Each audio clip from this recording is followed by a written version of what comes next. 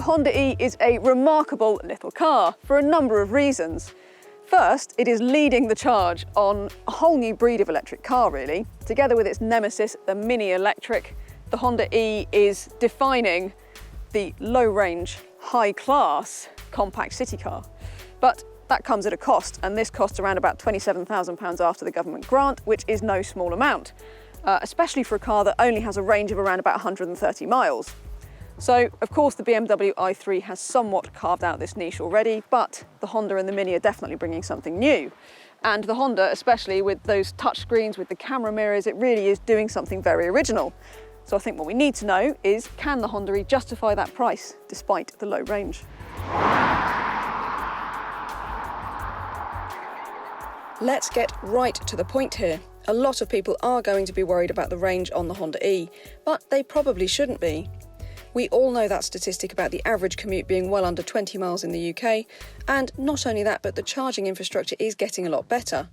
So, if you can find a CCS rapid charger of 50 kilowatts or more, you can charge the Honda E's 35.5 kilowatt hour battery to 80% in around about 40 minutes. A charger of 100 kilowatts or more will do the same in more like 30 minutes. And don't worry about that top of the bonnet charging socket. It's got drainage holes and has been tested to ensure that it doesn't fill with rain and is perfectly safe for charging in snow, storms and all other kinds of weather.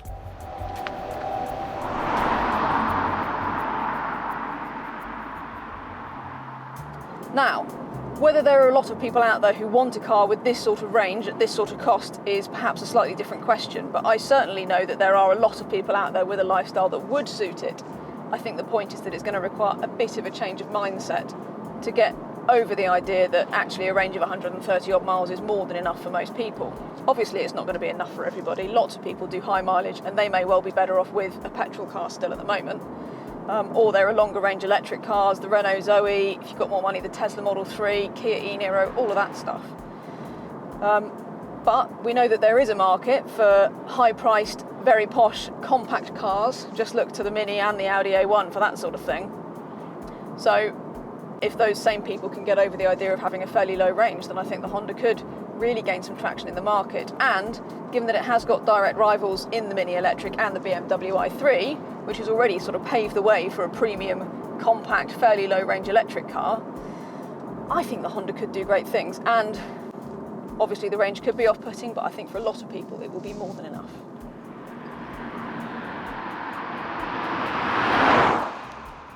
So how does it drive? Well, I think the way the Honda drives is going to be one of the biggest selling points because it is really, really lovely.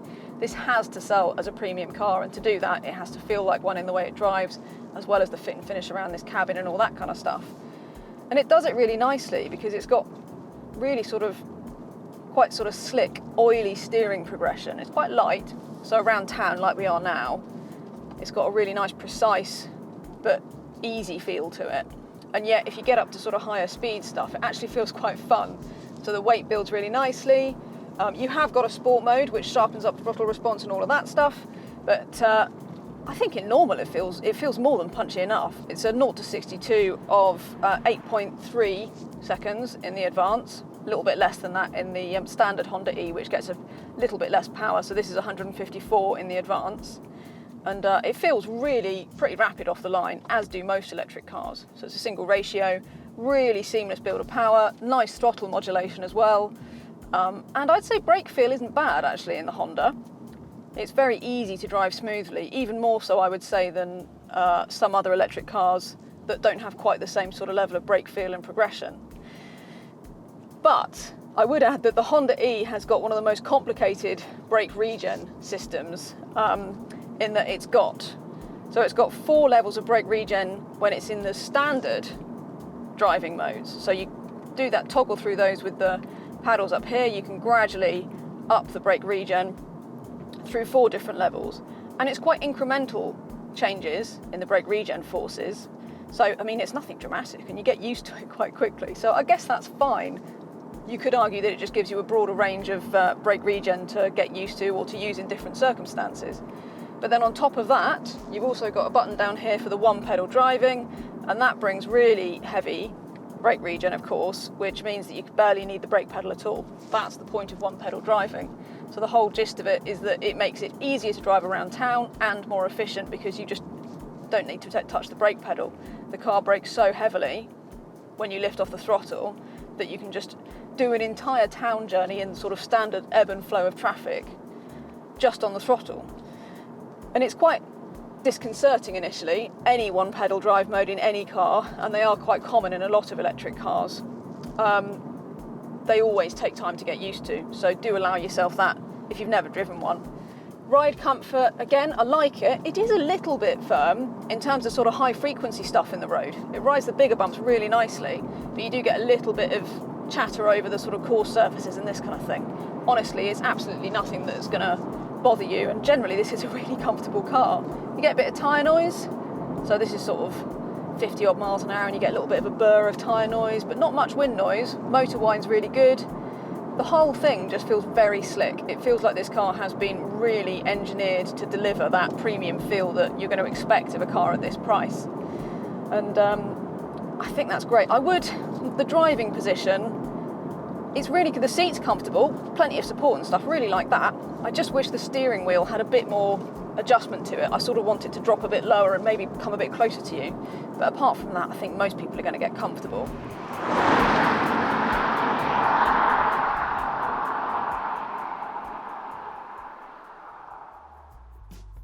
Now, this is what the Honda E really is all about, and that is all the tech, namely these touchscreens. Now, look, I think most people who get into the Honda E for the first time are going to be probably a little bit put off by this maybe, because like much of this car, it just takes a bit of time to get used to it because it feels a bit overwhelming. You've got the screens for the camera mirrors, and then you've got these two touchscreens here, which are interchangeable, and you've got the driver's readout here. I would add the driver's readout is very simple. It really is just the speed, and then you've got a bit of driver trip information and that kind of stuff there, so that's not a problem. These two screens are where it all happens. For a start, I just want to say these are some of the easiest touchscreens to use when you're driving, because you've got this ledge here which is deliberately designed so you can use it to balance your hand, so your hand doesn't jump around while you're driving, and that makes it easier to actually hit the right icon accurately, which is all good, and I think that makes a big difference. The actual features that the screens offer are pretty exhaustive. So obviously you've got, this screen has got most of your media on it, so it's got your wireless Apple CarPlay, which is the best thing in the world. So that's got all of your features on it, and I suspect that's where most people are going to spend most of their time using. That's the main interface. And you've also got the EV menu here, which has got your power flow, and it's got your charging stuff, and it's also got your scheduled charging times, so you can set the car to, you know, start charging at midnight, even if you plug it in at 5 p.m. when you get home from work or something, which makes it easier to use off-peak tariffs and saves you a bit of money. You can also do that from the app that Honda's got for the Honda E, which is really good to know. On top of that, there is standard navigation fitted to the car. You can search for your chargers in there. There's also Android Auto. That's all the standard stuff that you expect really of a car these days, but Honda has gone a bit further, and you kind of get a few little, well, I suppose they're called Easter eggs these days, aren't they, since Tesla, and that includes, for instance, your very own aquarium, which you can sit and relax to while you charge the car.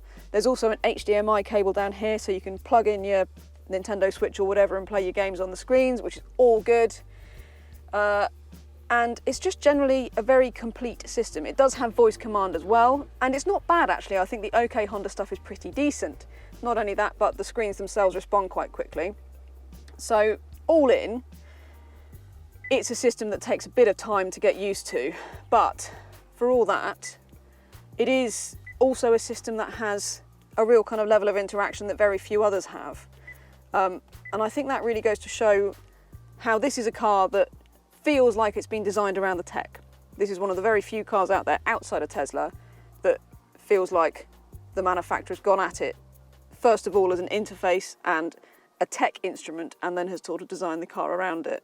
And I think that's sort of true of the Honda E, and I think it's one of the most appealing aspects. It's very single-minded in its tech focus, and it's very unashamed of it too. And I think, as with much of this car, it takes a bit of time to get used to. Maybe it's a bit divisive, but I really admire Honda's sort of bravery on that front, and I think they've made the right decision, because I think this is going to really appeal to the next generation of drivers, and I think it's going to really appeal to the sort of people who are going to be looking at the Honda E, who want all this kind of really cool stuff, and it is cool.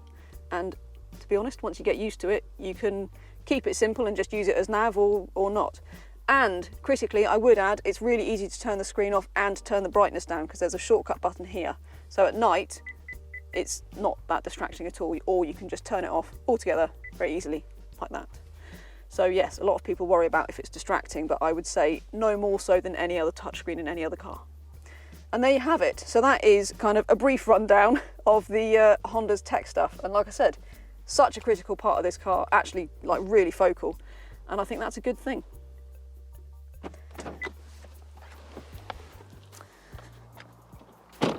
So despite being a fairly dinky car, the Honda E is one of the more practical small electric cars that you can buy.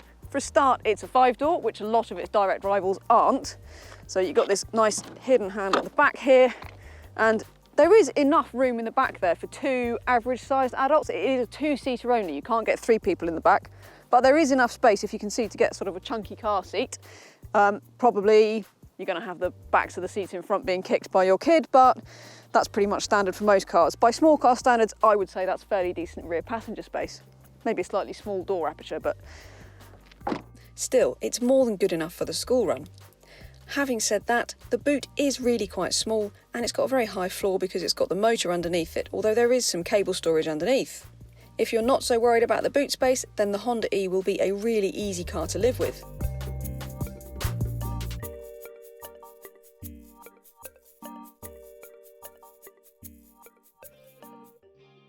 The thing with the Honda E is that it is still a car that you have to want. Ultimately, the Volkswagen e-up, the Citigo e-iV, the Mi Electric, they will all do much the same job for a lot less money. They're 5-door cars, they have similar practicality, they even go a little bit further to a charge. So if you're just looking for a city car with electric power and you're not too fussed, then probably one of those is going to do a better job. But really, the second you sit in the Honda, the second you drive it, it is in a totally different league to those cars. It is so much fun. It feels so fantastic inside. And yes, maybe that's a bit divisive. Not everyone is going to love those touchscreens, but we do. And I think that the technical geekery of this car is one of its real great attributes, together with the styling and the fact that Honda have deliberately kept the weight down so that this thing is so lovely to drive. And it really is perfect around town. It's great fun out on the open road. It's just so charming. It's just impossible not to love this car. And especially given that it is actually a more practical alternative than the Mini Electric and the forthcoming electric Fiat 500 as well. So it's got that going for it too. So yes, you've got to want it at that price. But I think it's very easy to see why a lot of people are going to want this car and why a lot of people won't find that price a problem at all.